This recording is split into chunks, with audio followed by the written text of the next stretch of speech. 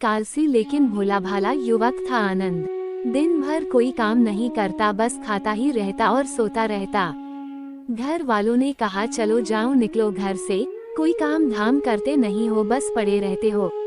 वो घर से निकलकर यूं ही भटकते हुए एक आश्रम पहुंचा। वहां उसने देखा कि एक गुरुजी हैं, उनके शिष्य कोई काम नहीं करते, बस मंदिर की पूजा करते हैं।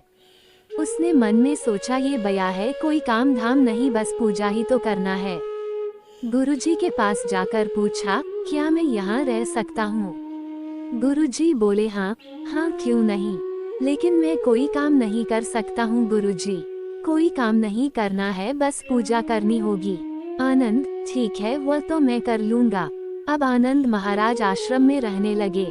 ना कोई काम ना कोई धाम, बस सारा दिन खाते रहो और प्रभु भक्ति में भजन गाते रहो। महीना भर हो गया, फिर एक दिन आई एकादशी।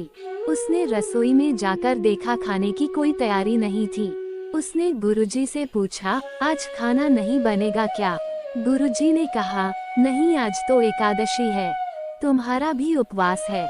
उसने कहा, नहीं, अगर हमने उपवास कर लिया तो कल का दिन ही नहीं देख पाएंगे हम नहीं कर सकते उपवास, हमें तो भूख लगती है। आपने पहले क्यों नहीं बताया? गुरुजी ने कहा, ठीक है तुम ना करो उपवास, पर खाना भी तुम्हारे लिए कोई और नहीं बनाएगा, तुम खुद बना लो। मरता क्या ना करता गया रसोई में। गुरुजी फिर आए, देखो अगर तुम खाना बना लो तो राम जी को भोग जरूर लगा लेना और नदी के उस पार जाकर बना लो रसोई। ठीक है। लकड़ी, आटा, तेल, घी, सब्जी लेकर आनंद महाराज चले गए। जैसा तैसा खाना भी बनाया। खाने लगा तो याद आया गुरुजी ने कहा था कि राम जी को भोग लगाना है। वो भजन गाने लगा, आओ मेरे राम जी भोग लगाओ जी, प्रभु राम आए, श्री राम आए, मेरे भोजन का भोग लगाए। कोई ना आया तो बेचैन हो गया कि यहाँ तो भूख लग रही है और राम जी आ ही नहीं रहे। भोला मानस जानता नहीं था कि प्रभु साक्षात तो आएंगे नहीं, पर गुरुजी की बात मानना जरूरी है। फिर उसने कहा, देखो प्रभु राम जी, मैं समझ गया कि आप क्यों नहीं आ रहे हैं। मैंने रूखा सूखा बनाया है और आपको तरमाल खाने की आदत है, इसलिए नहीं आ रहे हैं। तो सुनो प्रभु, आज वहाँ भी कुछ नहीं बना है, सबकी एकादशी है, खाना हो तो ये भोग ही खा लो। श्री राम अपने भक्त की सरलता पर बड़े मुस्कुराए और माता सीता के साथ प्रकट हो गए। भक्त असमंजस में, गुरुजी ने तो कहा था कि राम जी आएंगे, पर यहाँ तो माता सीता भी आई है और मैंने तो भोजन बस 2 लोगों का बनाया है। चलो कोई बात नहीं, आज इन्हें ही खिला देते हैं। बोला, प्रभु मैं भूखा रह गया, लेकिन मुझे आप दोनों को देखकर बड़ा अच्छा लग रहा है। लेकिन अगली एकादशी पर ऐसा न करना, पहले बता देना कि कितने जन आ रहे हो, और हाँ थोड़ा जल्दी आ जाना। राम जी उसकी बात पर बड़े मुदित हुए, प्रसाद ग्रहण करके चले गए। अगली एकादशी तक ये भोला मानस सब भूल गया। उसे लगा प्रभु ऐसे ही आते होंगे और प्रसाद ग्रहण करते होंगे। फिर एकादशी आई। गुरुजी से कहा, मैं चला अपना खाना बनाने पर। गुरुजी, थोड़ा ज्यादा अनाज लगेगा, वहाँ 2 लोग आते हैं।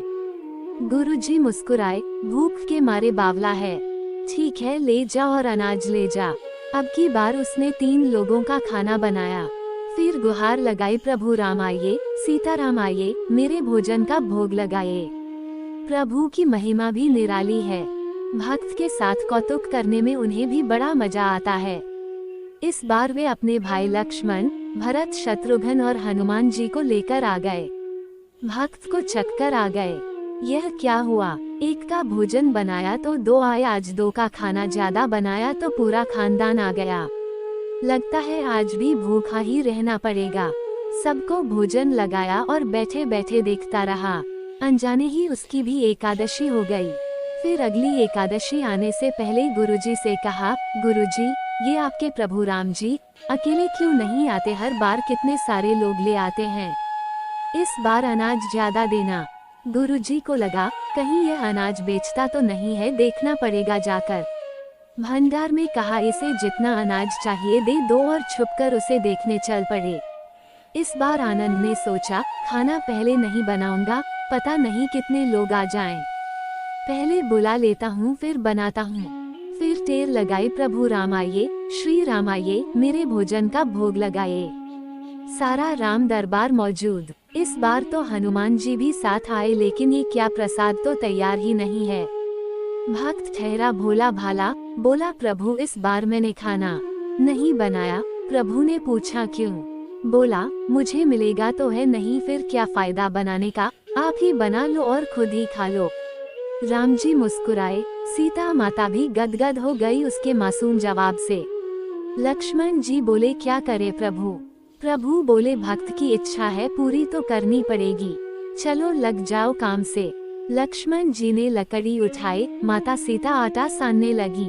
भक्त एक तरफ बैठकर देखता रहा। माता सीता रसोई बना रही थी तो कई ऋषि मुनि, यक्ष, गंधर्व प्रसाद लेने आने लगे। इधर गुरुजी ने देखा खाना तो बना नहीं, भक्त एक कोने में बैठा है। पूछा बेटा क्या बात है, खाना क्यों नहीं बनाया? बोला अच्छा किया गुरुजी आप आ गए, देखिए कितने लोग आते हैं प्रभु के साथ। गुरुजी बोले मुझे तो कुछ नहीं दिख रहा तुम्हारे और अनाज के सिवा। भक्त ने माथा पकड़ लिया, एक तो इतनी मेहनत करवाते हैं प्रभु, भूखा भी रखते हैं और ऊपर से गुरुजी को दिख भी नहीं रहे, ये और बड़ी मुसीबत है। प्रभु से कहा आप गुरुजी को क्यों नहीं देख रहे हैं? प्रभु बोले मैं उन्हें नहीं देख सकता। बोला क्यों? वे तो बड़े पंडित हैं, ज्ञानी हैं, विद्वान हैं, उन्हें तो बहुत कुछ आता है, उनको क्यों नहीं देखते आप? प्रभु बोले माना कि उनको सब आता है पर वे सरल नहीं है तुम्हारी तरह, इसलिए उनको नहीं देख सकता। आनंद ने गुरुजी से कहा गुरुजी प्रभु कह रहे हैं आप सरल नहीं है इसलिए आपको नहीं दिखेंगे। गुरुजी रोने लगे, वाकई मैंने सब कुछ पाया पर सरलता नहीं पा सका तुम्हारी तरह, और प्रभु तो मन की सरलता से ही मिलते हैं। प्रभु प्रकट हो गए और गुरुजी को भी दर्शन दिए। इस तरह एक भक्त के कहने पर प्रभु ने रसोई भी बनाई। अगर आपको ये वीडियो अच्छा लगा तो लाइक और सब्सक्राइब करें, क्योंकि आप सभी के लाइक या सब्सक्राइब से मुझे भी मोटिवेशन मिलता है।